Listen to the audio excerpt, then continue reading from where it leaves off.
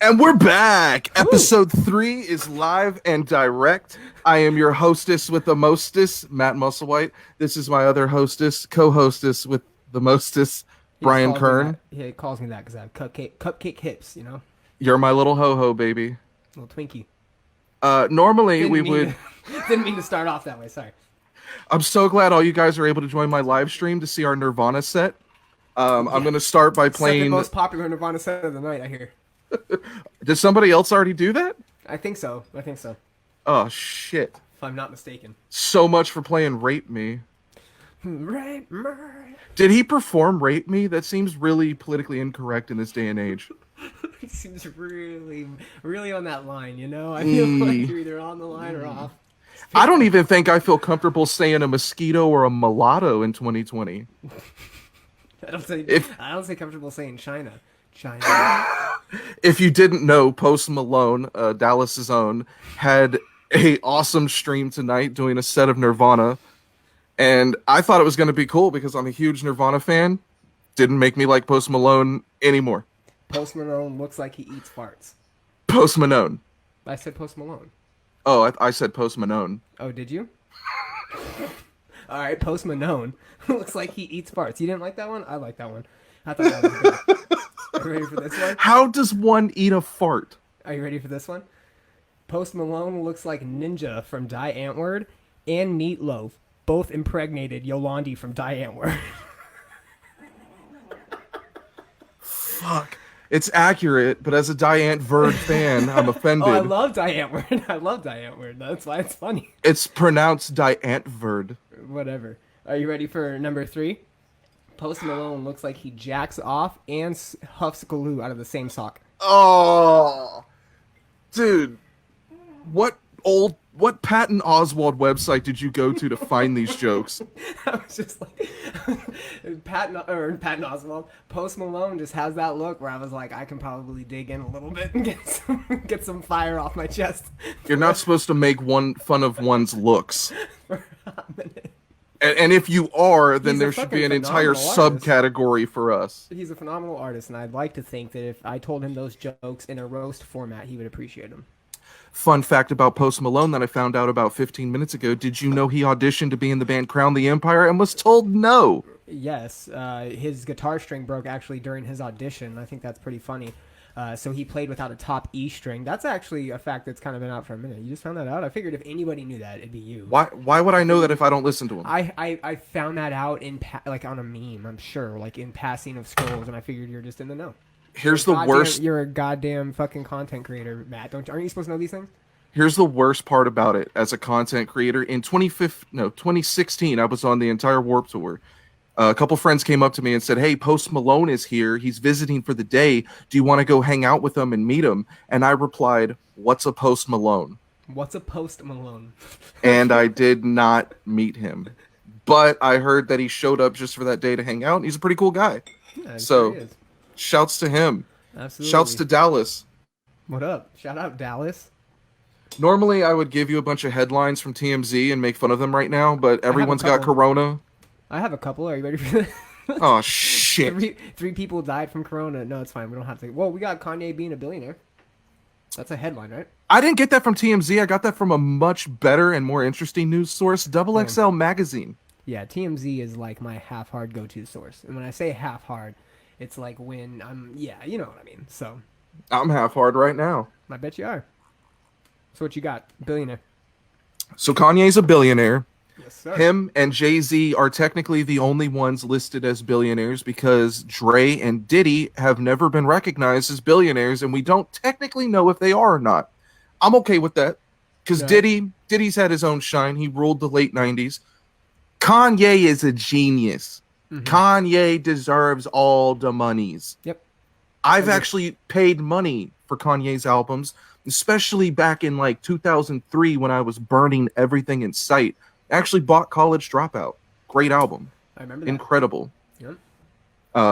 Late Registration. By the time he put out Yeezus, it was game over for me because, oh my God, he was so eccentric, so loony. That album delivered everything for me. But he's a billionaire now because of the Yeezy brand, his connections with Adidas, He's got investments in the stock market. I have the numbers if you want to be bored with them, but basically he's got a shit ton of money.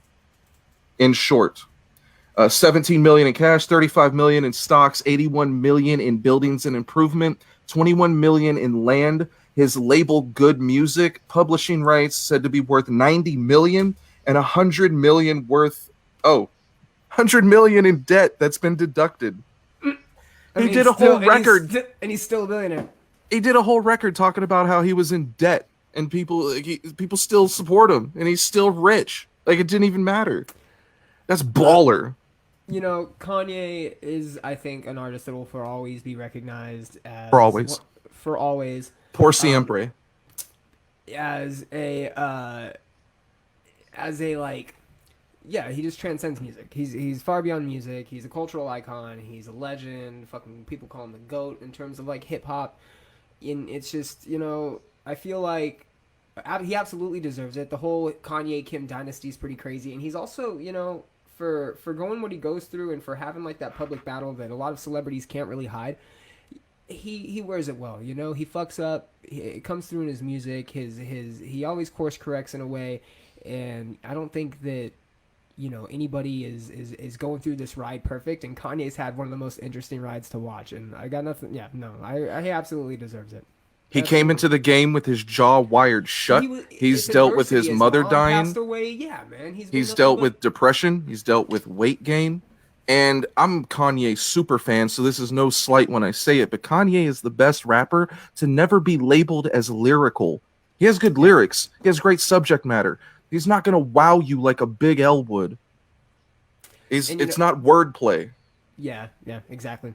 And for whatever reason, he's always been able to be the trendsetter, right? Going into the fashion industry and kind of setting that up and really bringing back like the collab process and really bringing back to putting your name outside of just your music, a brand, whatever it may be, building upon that, but also musically. You know, he was one of the first artists that really spoke out about his depression and mental illness and how it affects artists and how it affects people in general. But also, you know, there are people that get that misguided sight that artists aren't normal people and they don't go through the normal struggles, and for someone to be vocal about it, and we see it firsthand, the shit that he goes through.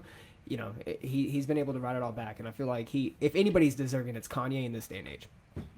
Quick shout out to all the fans watching. Becca, our buddy John, Belinda, thanks for coming back. Shouts to Randy and the entire Memories and Broken Glass gang. If you want some San Antonio prog core, go listen to Memories and Broken Glass because they're fucking awesome. I can't see who else is watching because you haven't commented, but you should. So shout out to the other 118 people watching. You definitely don't suck a fat dick, though. My numbers might be skewed because I'm a little blurry. Shut up! You can't talk during the stream, Becca.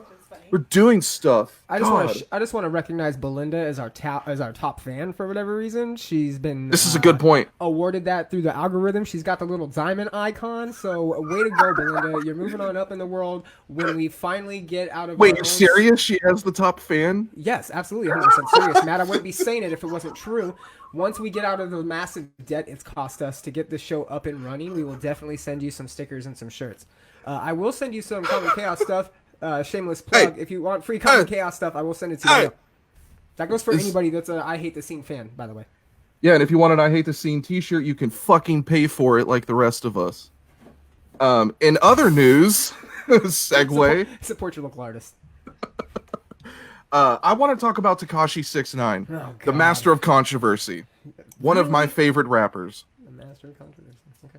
The dude got out of jail by being released from saying he was afraid of corona and he had asthma and bronchitis. So he's out. Shouts to YMW Melly, who's still in jail, who will not get out because he had murder on his mind. Neither will Bill Cosby. Ooh, good point. Or Harvey Weinstein. Both deserve to have tough crowd. Both deserve to have their own. Tekashi gets out of jail, and what does he do? Does he reform himself? Does he become an upstanding citizen? Nope. He buys a $300,000 chain. He buys 5 cars, Lamborghini Aventador, a McLaren, a Rolls Royce, a Benz G-Wagon, and a Range Rover. Got himself a Richard Mille watch. I don't even have a Richard Mille watch. I want that shit. That's surprising. I bet you his chain has unicorn hair in it like the last one. Do you honestly think he bounces back successfully after being known as a snitch, after going under, you call him the master of controversy? Honestly, I think it's all self-created controversy. I don't even know why I'm not into his music. You are. I don't know. Controversy nonetheless. Yeah, true. And I guess people are into his music and he has his fan base, but do you really see him successfully bouncing back? I mean, his credit, his clout, whatever you want to call it, it's kind of diminished, is it not? He broke like a cardinal rule, I believe. If he doesn't get killed, he will have some success in the rap game. Do snitches not get stitches? I believe so, sir. Good way to botch that. I mean, if he don't get shot and killed by the Treyway or the Blood Gang or any of that shit, then he's good to go. I mean, we're talking about a guy whose album debuted at number 4 on Billboard without really any big guest features, without big label support, fully independent. His second record has features from Nicki Minaj and bigger artists, and it debuts at number 2. So, yeah, I think if he drops another one, he's going to debut in the top 10 again. He's not one of those rappers you look at and say, oh, you have great, smart music. You're very lyrical. The subject matter is thought-provoking. It's all hype. It's fucking hype. Yep. That's all it is. He's yelling. The thing that got me to be a fan of him, and this is before he started snitching, thoughts aside from that, he's hanging out the side of a car going through the Lincoln Tunnel, looking like he's having the time of his life. So I can't be mad. I mean, I wish it was me. It looks like it's fun. I wouldn't mind getting kidnapped for a couple hours to have the type of money he does and the beautiful rainbow hair. You know you love that hair. So I might have a skewed perception of Tekashi 6ix9ine. So let me explain. My first introduction to Tekashi was that meme of him like mean mugging whoever he was mean mugging on like a social media or a Vine or something, and somebody dubbed a like high helium squeaky voice over what he was saying. And it was just hilarious. So that was my first introduction to him. And then I realized that he was an actual hip hop artist, and I just couldn't take him seriously from that moment on because he was already being memed before he was being popular for his music. So I was skewed. I started out hating the guy. I seen his picture, and I said, "There's no way this guy with rainbow hair and a rainbow grill is going to be taken seriously in the rap game. There's no way he has anything interesting to say." Exactly. But I saw his album cover. And it was so damn goofy. It's like a little anime version of him, and it looks super cartoony and multicolored. Like so I had to download it. It looks like My Little Pony. Yep. I had to download it. I got it. I hit play. Dumbo came on, and I blew up. Everyone around me hated it, so it made me want to play it even more. And it was on a specific summer tour I was doing, and I turned this entire reggae band into fans of that music. They all were saying Blicky with the Sticky, and they were all getting down to it. It's a hype-ass record. You turn it up really loud, and it's a fun time. Oh, no. Okay. So we asked the judge that rules in his case if he has permission to film a music video in his backyard. I'm hoping that he doesn't have an above-ground pool or a chicken coop or something to make it look stupid. So trashy. Just goes full trash. Just gets the above-ground Walmart pool. I mean, if he's out there buying 5 cars and a Lamborghini, like... The inflatable one, too. Not even the reinforced circular one. The inflatable pool where if you poke it too hard, it pops and you ruin your yard. If he gets the plastic kiddie pool, the Chomo jokes will never end. They'll never end. John put in the chat that you like Chomo. Yeah, so the funny thing about that is that I became a fan of the music before I knew that was real. I looked it up and found out what he was charged with is what was it? It was either a 13 or 14-year-old got dry humped on camera, and he filmed it. But his homeboy was the one that got charged. He didn't dry hump her on camera. So, innocent till proven guilty, whatever. He's guilty of a lot of other shit. But that's why he can't be taken serious at all times. I'm gonna dry hump this. I'm gonna film this dry humping in progress. Some say that he rapped about it in his song when he says, all I want is her mouth. I don't need the whore. That's all I use it for. Then kick her out the door. Saying that he doesn't even like to fuck girls. That he just wants to get some sloppy toppy. So I'm just going to take that line as that he was referring to Chief Keef's baby mama and not an underage girl. Sure. And that's a $5 fine for coughing on the podcast. He was. Oh, are we Lebitard now? He was the one that admitted to taking the shots at Chief Keef, correct? In New York, he got shot at.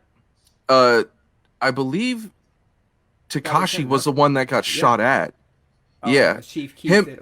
Well, He because Chief probably Keef got fired at shot him at. too, but the whole kidnapping, I think, That had was the beef. That was the beef that went down.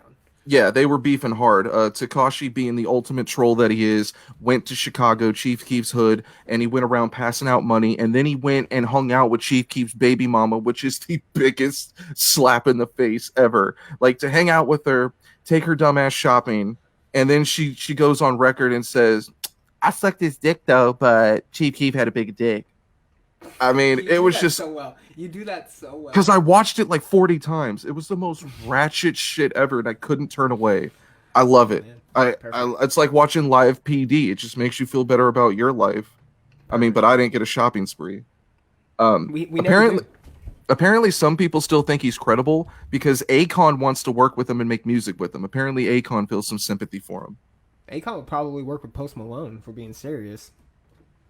I wouldn't doubt it. Akon was supposed to have a city in Africa too. Shout out to our new listeners, Taylor Carter, and shout out Felipe Lopez. See you at a hardcore show. I imagine Akon would build a city in Africa and then become a prince that needs you to send him $1,000 so he can invest in. That's like the reverse African prince.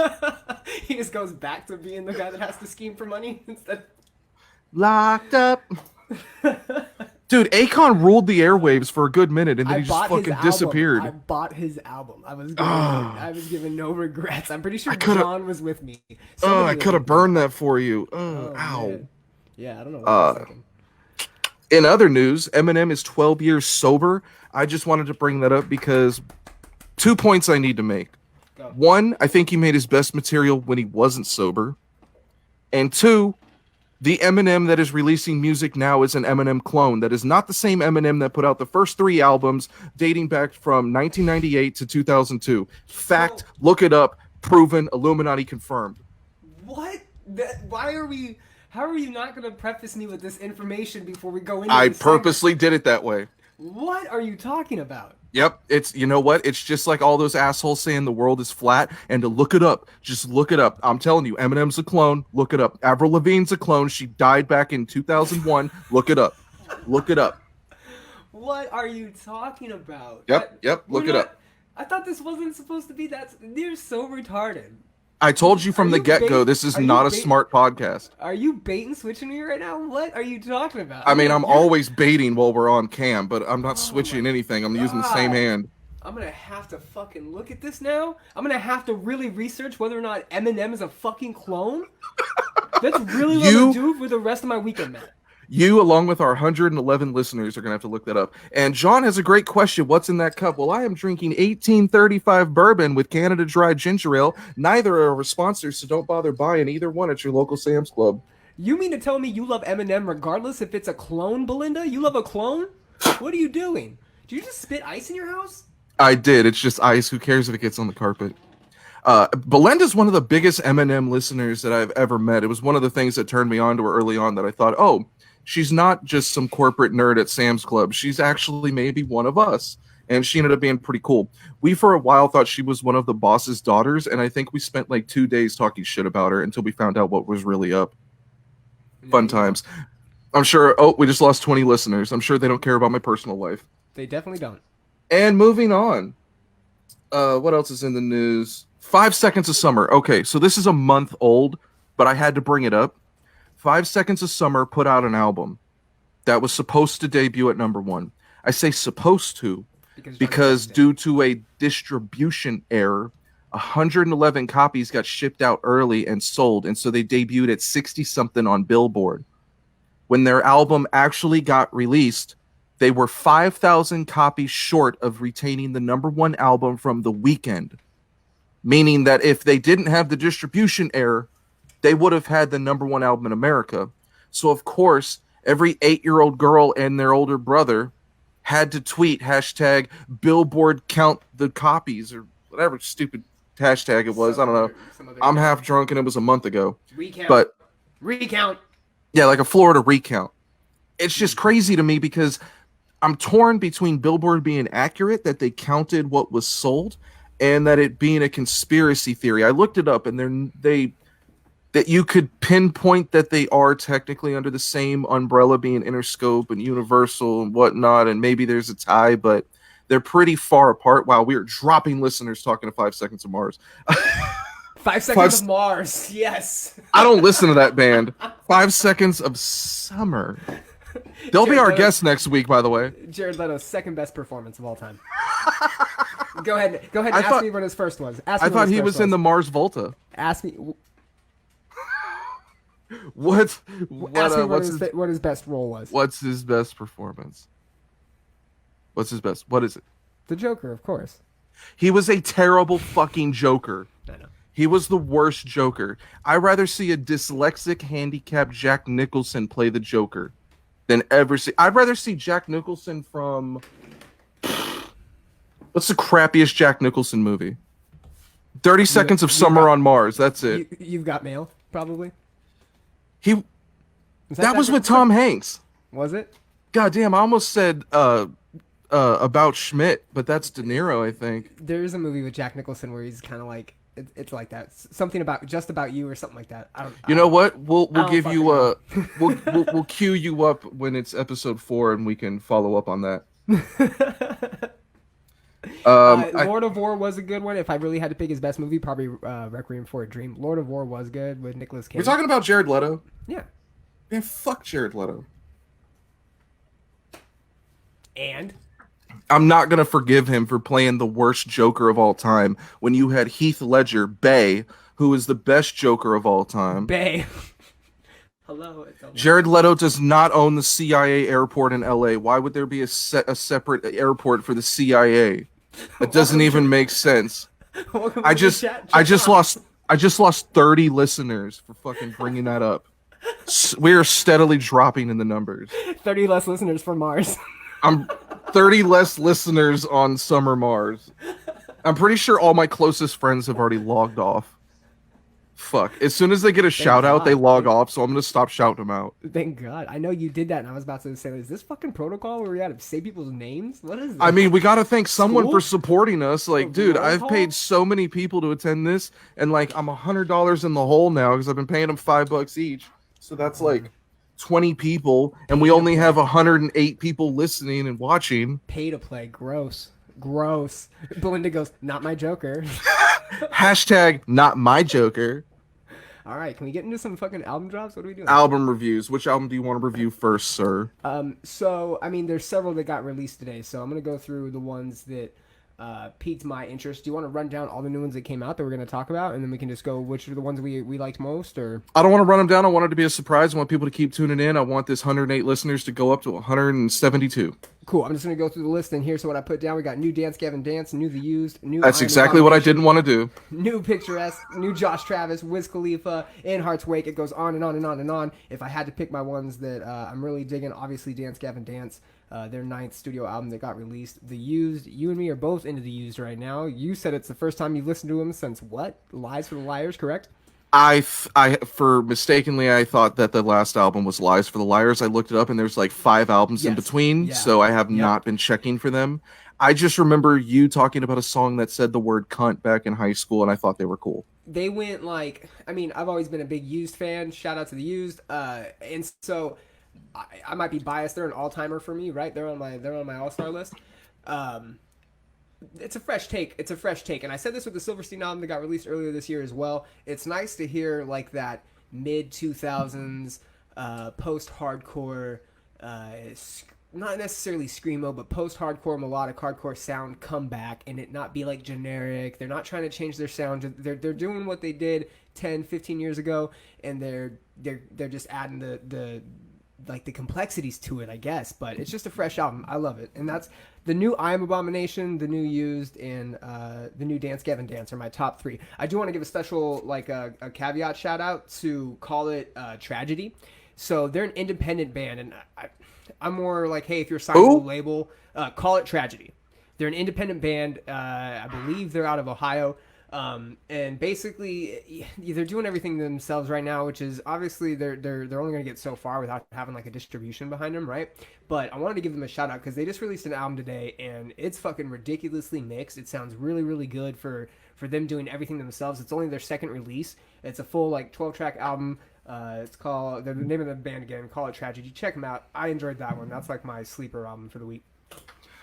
Okay, that was all over the place. I have no idea who that band is, and I had no idea that In Heart's Wake even released a new album. But I'm sure it's about saving the earth. New song, new song. Their new album comes out August 20th. Oh, okay, good. So I didn't miss anything. Wiz Khalifa's album was good too. I enjoyed that one.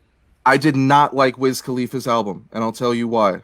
Since we're running through these at rapid speed, the saga of Wiz Khalifa, it goes without saying, this is going to be a chill, smooth record. It's a stoner record, duh, obviously. The problem is when you have a long list of bangers like what was the last one? HNIC. There's just so many good Wiz Khalifa records that this one's going to be a pimple on the ass crack of Wiz Khalifa's career. It doesn't hold a flame to the rest of the shit that he's put out.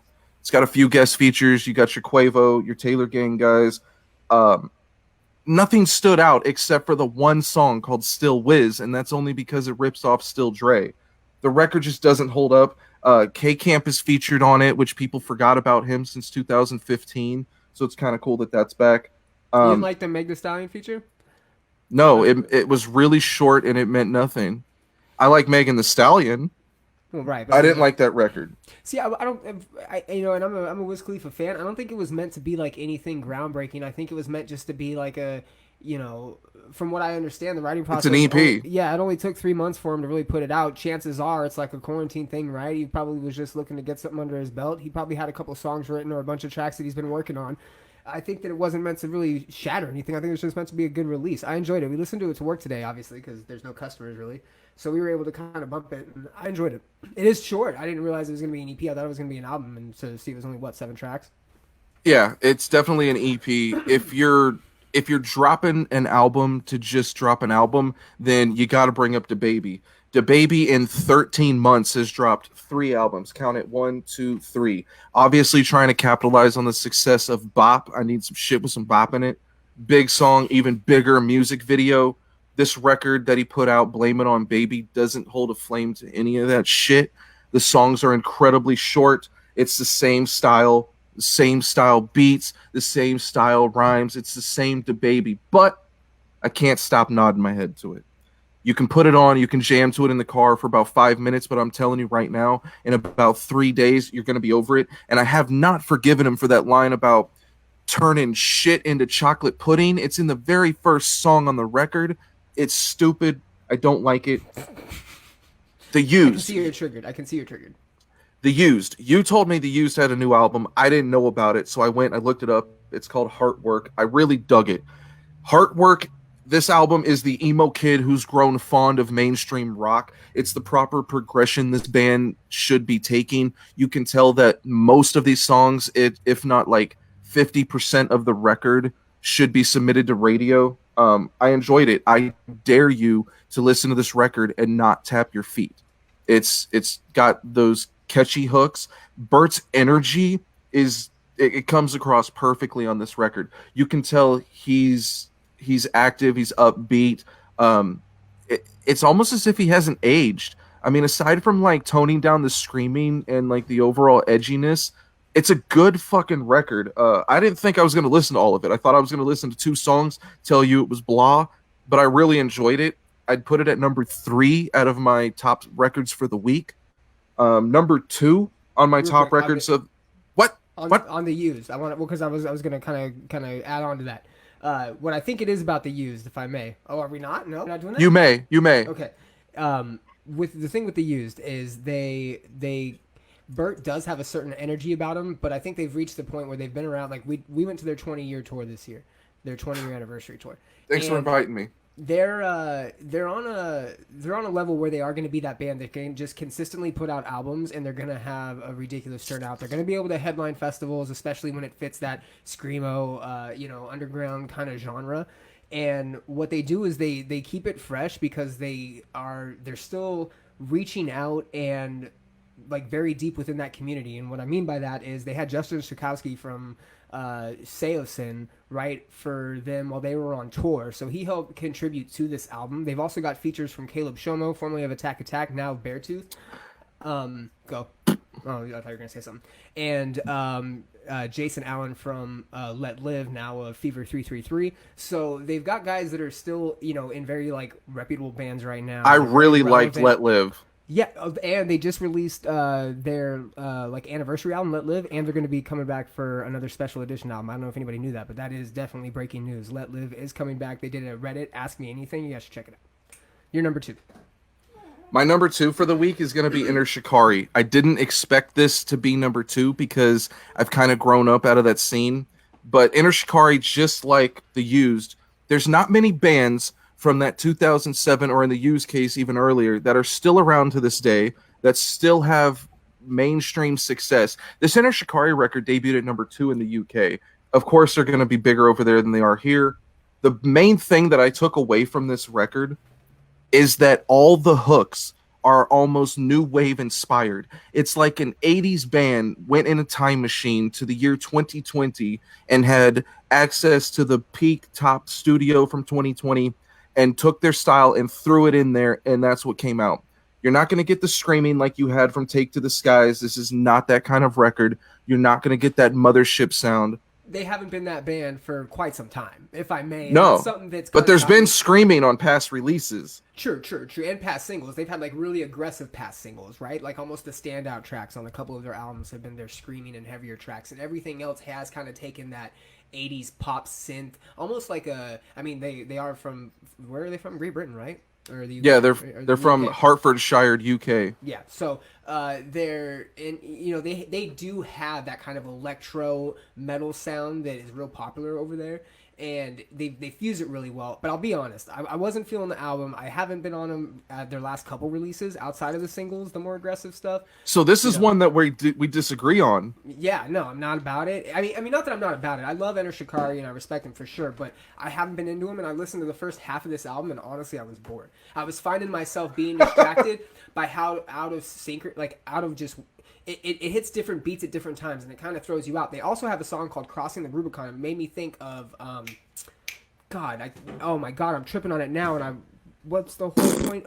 Oh, fuck. I'll think about it. Crossing the Rubicon is also the name of a song from the Human Abstract. No, the Human Abstract, and it threw me for a loop, and I was like, I don't know. I gotta go back. The artwork for the album's weird. The artwork is not good, especially exactly. compared to their previous releases. Crossing the Rubicon is what stood out to me at first. It starts off so weird. No, it's so bad. A lot of their songs start out weird, but what I caught on to right away was like the first 3. Well, you have an intro, and then you have 2 songs that have a very mainstream type structure. There's a catchy hook, and as soon as I heard the hook, I was like, this sounds a lot like 80s new wave bands and how they would put together a hook. And if it was in the 80s, I could hear the cheap little shitty synth going off behind it. Yeah. But for some reason, it made me dig it. So I kept listening. And while there's no like heavy breakdown or the way that they reinvented the breakdown about 3 albums ago, I'm okay with it. I really like it. It's smart. Their first track started that way, and it was promising on the first track, to be honest. It kind of had that more of like a heavier, more aggressive synth to it, right? And it had kind of the church bells in the back. It had the dance beats to it, but it was like fast paced. And then I felt Crossing the Rubicon changed the tone for that, and that's where it lost it for me. So you gave up like 2 or 3 songs in. No, I get it. I made it 6. That's all I could do. Sorry. The end of the song or the end of the album kind of gets a little smarter. The songs get weirder. They build up. They're more progressive. They're trying to tell a story. The album is called something weird. Nothing is true and everything is possible.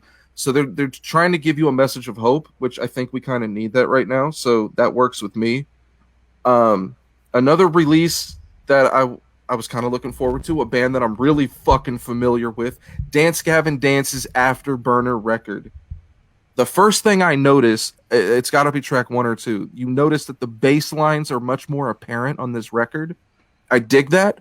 I don't think their bass has been showcased as much because Literally every musician in this band, every musician that's even graced this band has brought some skill to it. They're all talented. They play a very weird style of music. I've toured with this band. I know how difficult it was for fill-in guitarists to learn the songs. I know how much of a headache songs like Shark Dad provided them. I really dig it. I like that Tillian is featured more than John. That's the progression they need to go. Bands like this need to do less and less screaming if you want to continue on, if you want to touch mainstream, if you want to have any hope at a radio single, which this record doesn't have a radio single. But the fact that John's featured less is something I like. The fact that John has less random lyrics is something I like. I've heard stories over the years that John Mess's lyrics come from dreams that he has. I've heard that they're random stories he writes. They mean fucking nothing at all. They are just shit he says in a record. It's a good record. It's talented. I dig it.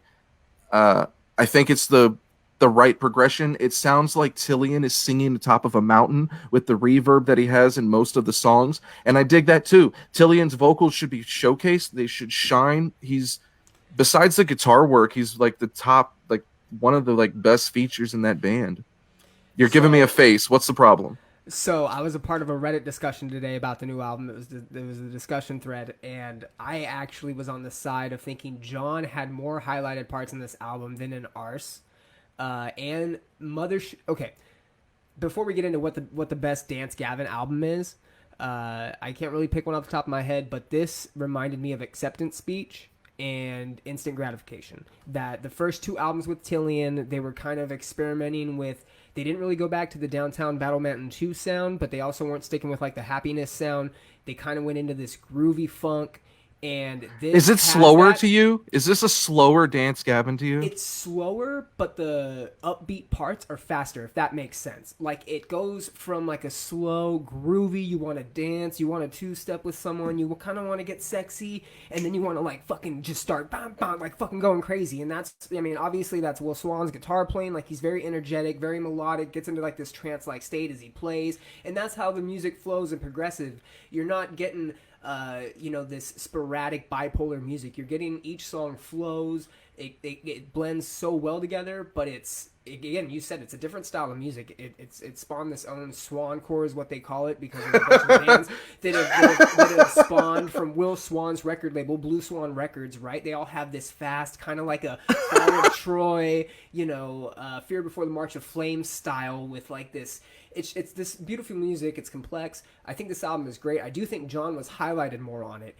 He has more of like, you're right, he doesn't have the weird random outburst screams, the nonsensical screams, but he's emphasized more. He has almost like these solo melody parts where he scream sings. He's featured really heavily on the last track. He's featured heavily on the track with, I believe, Andrew Wells as well.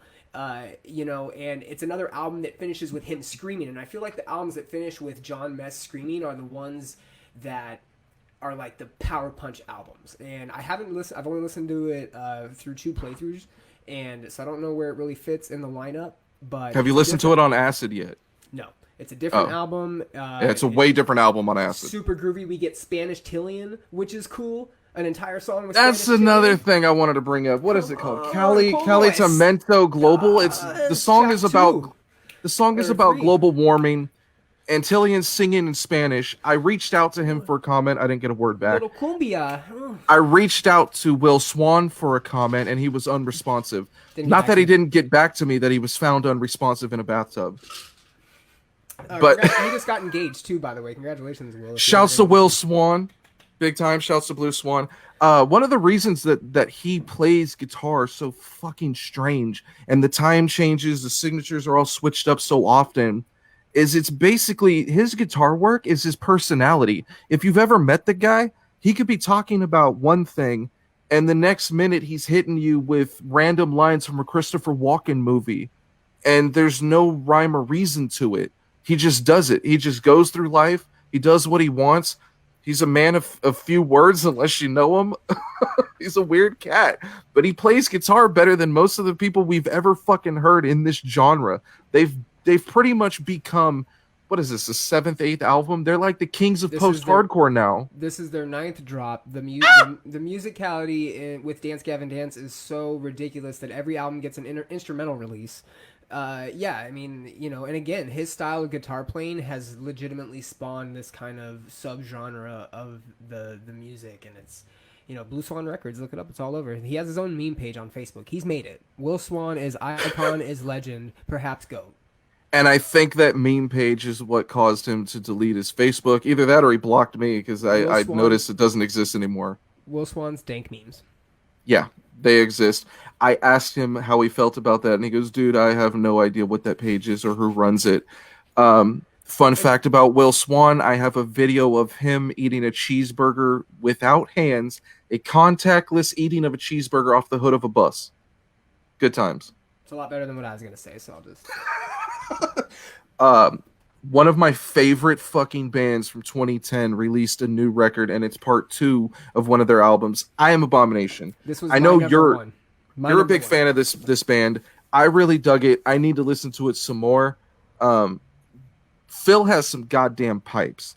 Hopefully they'll be on the show soon to tell us more about their theories on aliens. Phil's got pipes. Nick can shred. I remember Nick's old screen name being Necrophagus, so you can tell he's a big fan of Necrophagus. Dude can fucking shred. Phil's vocals are perfect to be laid over that bed of shredding, and it's just more of the same on this record. I believe it's fully fan-funded. This was my number one. Yes, it's a completely crowdsourced album, which was a huge thing for I Am Abomination because when they announced it, it was originally just them two, right? Phil and Nick. And they got a couple of the older members back in. They spent, I think it was like 7-8 months in the studio prepping this album up. They released 2 tracks earlier this year, Ultra Terrestrial, and then the re-recording of Heir to the Throne, which was off their first album. We've always, I think, respected I Am Abomination to a different degree, and I think Phil is an artist that his voice resonates. He was also in this band Bad Chapter for a while, which was really good. Yeah. And it's classic I Am Abomination. They're talking, it's part 2 to Passion of the Heist, which was very religious and alien oriented. They're very outspoken about conspiracy theories. All their albums are related to conspiracy theories or aliens or ancient civilizations and fucking Illuminati. It's all integrated, and it's just the classic I Am Abomination. And I think it I don't know if it's a full-on return for them. I don't know if they plan on going back to touring, but it's definitely a great drop in what I think is probably the best New Music Friday all year so far. I'm hoping that they go back to touring, and I can almost assure you that if enough people buy this record and support the band, that they will put together the rest of the band and tour. One of the reasons that I'm a fan and I fully support this band is I met them back when they were supporting the Jaw Dropper EP. I believe it was 2009. Yep. They were on tour with In Fear and Faith and Lower Definition on the Alien vs. Predator. Great tour name. And a couple members of the band, they're no longer with them. They told me, guess who the vocalist is? And I couldn't guess who the fucking vocalist was because I stereotyped everyone like a dickhead. They were really good guys. Phil has always been a really cool dude. I interviewed him back in 2012. He didn't need to give a fuck about me, but he did. So shouts to them. Go check out their record. It's on iTunes, and you need to support that band if you like that kind of music because that's what keeps them around. It's very simple. If you like it, they'll be around. Shouts to Vinny Esmeralda for being a dumb piece of shit. I was just going to say, you liar, because Vinny called you out in the chat. That he's only saying that because I'll roast Vinny for anything. Vinny could say he likes the same football team as me, and I'd call him a stupid poser. You poser, Vinny. My number 1 album of the week, and it's very biased, Westside Gunn from Buffalo, New York. Westside Gunn is someone who has put out music that has clicked with me from the get-go. He has a very distinct rapping style. This album is called Pray for Paris. You can check out his previous releases, Supreme Blientel, Fly God is an Awesome God. He's a part of Griselda, a 3-piece that is co-signed by Eminem.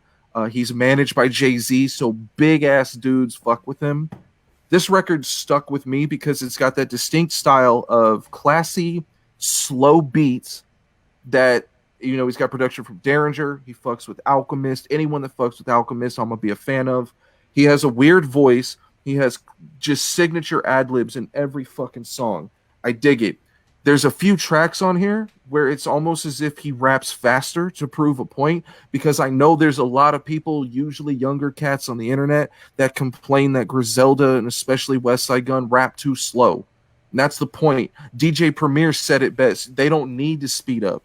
Like, that's the style. It's dope. If you like gangster rap, if you like hip hop, if you like real hip hop, you will be a fan of this record. I love it. It's number one. There's a trifecta of somewhere in the middle. I think it's I'm not too sure what it is, but I want to say maybe it's 500 ounces. Allah Sent Me, and another one. There's a one track with all of Griselda on it, and then two bangers after. Oh, Versace. Versace's a fire one, but it's like Allah Sent Me, Euro Trip, and Versace, or 500 ounces and Versace, and those three tracks I thought were just like this, like a murdering almost of just nonsense. A slaughter. Especially the one with Griselda, and but you have Conway on it, and you got Benny, and it's just it's like, Butcher coming. yeah, no. You know, and you got me onto Westside Gunn, and I thank you for that. It's, you know, it was probably because I got you onto Royce to 5'9", but, you know, I think that's a lie. That's an outright lie. This is, I mean, it's creeping up there, and I'm going to have multiple repeats to it. I only got one playthrough on it, but those 4 tracks stuck out to me, and it's all in one chunk of the album, like right in the middle. So, did you hear the multiple Eric Bischoff references? And so, yes, they're huge wrestling fans, which is another reason it clicks with me so well, so. There's a lot of wrestling clips. You got one clip saying Raw is Griselda, and that shit's fire. The last album had a feature from Scott Hall, the bad guy. So if you do gangster rap and you like wrestling, like the shit you see over here, of course I'm gonna listen to that shit. But it's also difficult to showcase that you're a wrestling fan without looking like a mark or having the features be ill-placed or stupid. And besides his lyrical references and his song titles, the dude's rapping about selling packs of coke in Buffalo and like toting guns and murking people. And you sprinkle that with these wrestling references that are almost out of place. It's comical at times. It's comical, and it's what I dig so much about it. Westside Gunn is my number one for the week. The only other review that I have is going to be the San Antonio homies Meridian. Shouts to Josh Allen. They dropped a new EP called No Last Call. This EP is like a party metal album. If you like drinking, if you have a giant beard, then you need to get this record.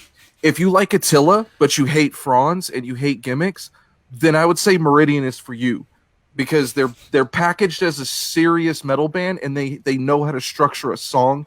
I love the way they structured songs. They didn't structure them like most local bands have no idea what they're doing when they write songs. These guys do. The quality is awesome. They're an unsigned band, so if your dad owns a record label, go check them out. Meridian, No Last Call EP. It's on iTunes right now. And I don't have anything else for the week. Is there any other music? I know Rolling Stones dropped a new song. I was gonna say Franz looks like Post Malone impregnated Yolandi from Hammer. God damn. If you just use the subject matter of Diane Verd and Post Malone and Franz and Jack Nicholson, hey, I'm sure you could. Fucking baller, son. Franz balls. Sadly, he is. Shouts to Franz for lying to me about wanting to do an interview at his house. In his baller ass mansion. Did you want to review the Black Dahlia murder? Because if you do, that would be great, because I got into 4 songs, and I just have 2 questions for you. When are they ever going to advance? This sounds like no. This is the same exact Black Dahlia record they've been playing since 2004. No, it's not. Oh my God. Yes, it is. This band has never taken a step forward, never taken a step back. They shred. There's a solo and the same vocals in every song. They've never ever changed. Exactly. No, you fucking exactly. Case closed. You wanted to keep it at an hour, and I'm trying not to talk your head off about Black Dahlia murder. Miasma, it's good, but Miasma it's the same shit. No, listen, Miasma was an album all on its own, okay? Standalone, debut album all on its own. The 3 albums that followed after that were almost like a gothic, like, satanic church murder death metal. Yes, it was very grungy, grindy, almost like as if it was the end times, and you had to go to the church, but the church was going to turn you away because you're a bastard sinner and you're not going to go get into heaven. And that's what those like 3 Complex albums were. This album, Complex. I threw a The word in drumming there, okay? might be complex, the shredding might be complex, and they're great at both. I'm not saying they're a bad band. They fit the mold perfectly for a traditional death metal band. They hate core. Will never do a breakdown. That's fine. They're death metal to the core, What from are the you subject matter, the talking about? vocals, but they have never done anything fucking different. You could do a concept album, and that's the only new thing that they could ever do. There's nothing advancing with that band. I mean, what? The record's called Verminous, so this record's about rats? That's cool. That's About great. 2 weeks ago, Matt. You should have talked about it when it was relevant. Okay, next subject. Thank Oh, you. okay, cool. I'm Thank you. glad we can move on from that. Thank you. I'm your producer. We got 5 minutes. Let's go. Let's actually that you can subtract You're 6 about from to get that. blocked. You're about to get blocked. You can block me all you want. The Black Dahlia murder has never advanced in 15 fucking years. Let's move on to the world of gaming. This is where we have the sounders with Atari sounds. Oh, never mind. One of our favorite games ever, WWE 2K, they had a big blunder with the last release, and it just got announced, confirmed by WWE themselves, that WWE 2K21 is canceled this year, not coming out. Not that it's being released under a different name, that it's done, canceled, not being released. Apparently, the developers pulled out, which I'm terrible at. Ukes pulled out last year, and they allegedly had to develop the game on a PS2 engine, and that's one of the reasons that it was so glitchy and terrible. That WWE 2K20 is plagued with the most glitches and bugs that I've ever experienced in my entire life, and I've been gaming since I was a child on Atari 2600. There's no reason they should have put that game out as poorly as they did. You don't go from 2K19 being the best wrestling game and just downgrading the entire series. I mean, even the graphics were worse. Everything was worse. It was poop. Das poop. I haven't played a wrestling game since who the fuck knows when. Probably one of the Raw vs. SmackDowns. I do have WrestleMania 2000 though, sitting with my Nintendo 64, and I was thinking about picking it up and hitting a couple specials with Edge, but I don't know. And he's gonna do the downward spiral, bro. He doesn't even use that anymore. Talking about 2K1 or 21 or whatever. I didn't hear the end. You liked 2019, correct? You thought 2019 was a great one, right? Or you really liked one of them. Which one did you really fucking like?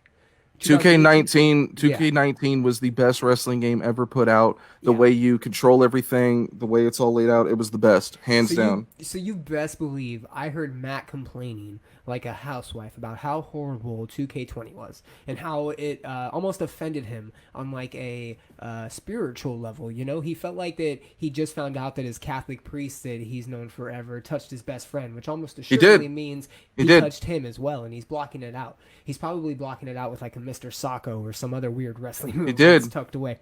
So, you know, I'm not surprised. I go to you. I bought the bonus edition. Yeah, I know, and you were so upset. But I don't, you know, I can only imagine that WWE has a ton of shit to worry about. They, for whatever reason, are in this middle of a weird tug of war because Vince McMahon is helping fucking Trump set up whatever for the economy, yet they just laid off a bunch of employees. So I can only imagine that the WWE's last concern is a follow-up to one of the shittiest games of all time. With that being said, is there really an outcry for it? Like, is the 2K franchise really just fucking booming and bopping?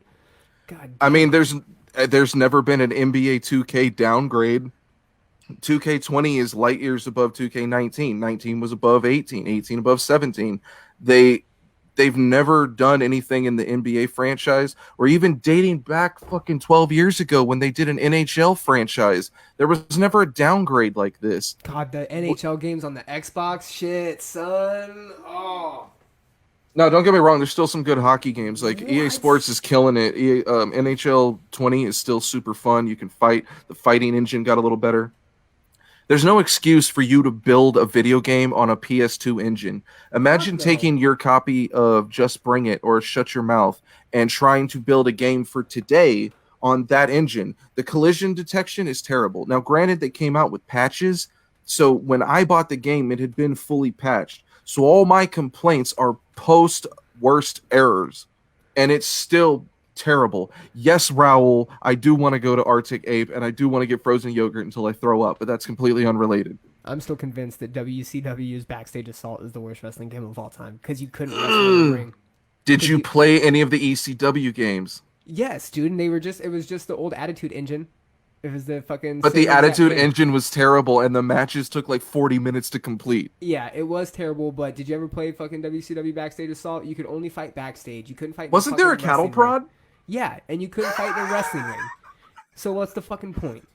I remember Eric Bischoff saying something about like he was just licensing out anything at that point, so it didn't matter. They could have had the fucking like Dustin Rhodes match in the back of a truck, and they still would have fucking put out that game. It was terrible. Also, the Vince Russo Jim Cornette real life beef is probably worthy of its own beef DVD. Let me be real. Like, I feel like I would agree. Deserves to be Beef Volume 4 because, or whatever volume they're on. But, you know, we got to move along, though. Can't talk about Vince Russo. I would agree they should put out a beef DVD or just put out a video game about it, at least a side scroll or something. I mean, there's fucking restraining orders put out on those dudes. So yeah, and I'm always distracted. Told you I'm wanking it right now. In short, WD2K21, yes, there is a call for it. There is a need for it. People want a new version every year, especially now with the 40 releases. If you go back and look, about half the roster's no longer with the company. So, of course, people want new shit. When I go and try to download people, they have such shitty editing abilities on the game that no one even looks good. I mean, to downgrade your graphics in this era on an Xbox One, there's no excuse. That's pathetic. You literally have people that don't look like their characters, and you have graphics that look worse from last year's. It's pathetic. And it's all because the developer pulled out too late, which I've definitely been a victim of. Other things that I'm playing, I've been heavy on the Forza Horizon 4, heavy on F1. I am still not playing Sea of Thieves, and I don't recommend anyone above the age of 7 to play it. It's fucking stupid. You can get it for $1, and I still don't recommend it. You spend hours doing a fucking quest. You get sidetracked by fucking mega long dongs and fucking squid and kraken, and you never get done with what you're doing. And then your buddy Sam fucking dies by a stupid skeleton. You have to restart. Wow. It's just hours. Wow. I'm getting off in the weeds, but it's a terrible game, and you shouldn't play it unless you're 8 years old. 7 or 8. We just lost a viewer because I was talking about Sea of Thieves. It's understandable. Yeah, we did. We probably have a couple court orders too. Still playing GTA 5, still playing Red Dead Redemption 2. Shouts to the 86 ounces in a duffel bag gang. What's going on here? If you want to see me on the streets of Los Santos, or if you want to see me in Strawberry or Valentine on Red Dead Redemption, I will shoot you in the head with a Mauser pistol. Fuck with me. Come get some. Bryan doesn't play video games, so he's going to shout out N64, and he doesn't have an expansion pack. I'll be at the... I won't be anywhere. I'll be in my house because I'm still quarantined. Because social distancing. I'll be in the living room over there later. Are we signing off? Or I thought we were going to go over who blocked you because you had a pretty heated debate over Twitter, if I'm not mistaken. All right. I'll let you win on who blocked me. I jumped in. Were you not gonna? Yeah, I'm a little drunk, so I forgot things. I'm gonna let you in on a little secret. Talib Kweli has been going fucking crazy on Twitter. He's been in a tirade against people, and he's been doing the Lord's work because he's been insulting racist people and ignorant people, and he needs all the praise in the world. It's a long story I'm not going to get into, but Talib was accused of some things by some, not even fans. Talib was accused of some things that he did not do, that were proven he did not do, that anyone could tell you he did not do. So when these people came at him and started getting racial and threatening to dox him and troll him, I got involved. Now Talib follows me. Shouts to Talib, lyrics stick to your ribs. That's my favorite CD that I play at my crib. Racists deserve to be trolled. If you have racist friends, they need to be called out. You cannot blindly support that shit. You cannot stand idly by while your friends are racist on the internet. And that's what one of these people did. There was a person named Fern. They claimed they were misgendered because they wanted to be referred to as them. At the end of this big tirade, they ended up changing their Twitter entirely, and you cannot reach them at the same name. I got threatened to be doxxed and by some fucking neo-Nazi, and I told him I live in a stand your ground state, so definitely dox me, definitely show up at my house, and I'll put 3 slugs in your chest, no problem. Boom, boom, And boom. that quickly ended. Do not threaten to dox people on the internet. That's stupid. I made a post on Twitter saying that this person specifically was the type to dox someone and then tell the cops that I didn't mean for anything to happen when someone gets clapped over the shit, whether it be me getting doxed or you for doxing me. Doxing is where you find a background check or private information about that person, like posting their address on the internet because it welcomes violence and people to harass them, or telling them what they're, posting their children's name or what school you go to. It's a coward pussy way to fucking threaten someone. And even the master troll on Facebook would never do that to someone. I thought you were talking about docking and just were fucking it up the whole time. Dox. DOXXING, doxing. Documents. I thought you were talking about docking. That's fine. My friends in Britain thought I was talking about DDoSing, where you fuck someone's IP up so where it refreshes so many times their internet doesn't work. And I need to figure out how that works, because that sounds awesome. So you're definitely not talking about docking then. No, not talking about docking, not talking about space docking or intergalactic docking or anything like that. But it's probably the coolest who blocked me this week, because it resulted in Talib Kweli retweeting several of my tweets and following our account. So maybe he'll find out I'm white and I'm truly anti-fascist, and he'll be down with the shit I say still, because I think he mistakenly thought I was black. I never said I was, but I think when people, get defensive on racism, they assume that you two are black, but I'm not. What? I was insulting racist people. I mean, they assume white guys don't do that. I personally hate ignorance, and racism is like the most. As one should, yes. Racism is like the most ignorant thing you can be. So you deserve to be trolled, called out, and attacked on the internet. You should not be spreading bullshit like that on the internet. You shouldn't be fascist, and you shouldn't be racist. And if I have to tell you that in 2020, then you're already lost. Read a fucking book. I'm also playing FIFA 20. They have a no racism campaign, so shouts to them. Red Dead Redemption 2. And I'm playing Red Dead Redemption 2. If you want to see me in the Great Plains and I'm hunting and you try to shoot me, I'll fuck you up because you'll fuck my day up, because I'm just trying to kill a deer and I wasn't trying to kill you. But now I got to chase you down for 30 minutes, send you threatening messages on Xbox, and get banned for 24 hours. So fuck y'all. Alrighty. Next week, we are going to have our first guest. Kevin of Ghost Town is going to be right here talking about the band, their upcoming events, their new music, his new music, and what the fuck is going on with Ghost Town. So if you're a fan of that band, or if your little sister is, you need to tell them to tune in immediately. Immediately? I would be remiss if I didn't bring up the passing of Derek Jones from Falling in Reverse. Really shitty circumstances. I still don't know how it happened. I have some ideas. I hope they're not true. I know his wife died last year of cancer. It's a real sad story all the way around. So I hate the scene. Me, Bryan, we offer our thoughts and condolences to his friends and family. Falling in Reverse, they're good dudes. They're a great live band. If you like their music, they perform to a T live. I've toured with them a couple times. I know they get a lot of hate on the internet. I used to hate Escape the Fate when Ronnie was in the band, so I'm guilty of it. I'm a dickhead. I've met Ronnie. He's a good dude. There's a lot of shit Ronnie does behind the scenes that makes him a good dude that he doesn't need to publicize, that if people actually knew about, they'd probably feel a different way about him. They have a real cult following, so stay tuned to them. Check them out. Do you have any sign-offs or shout-outs? I do not, other than my social medias. So you can find me on Instagram and Twitter of Bryan of Death. That is OFBRYANOFDEATH of Bryan of Death. You can also check out my podcast, the Common Chaos Podcast, at commonchaos.net. No, it's another episode. I'm excited for next week. We got Kevin, our first guest ever, popping our guest cherry with Kev Ghost. He's got new singles on iTunes. Ghost Town just put up a shit ton of stuff on their Instagram. So if you're a fan of them, go check them out. It's fun. A lot of live footage.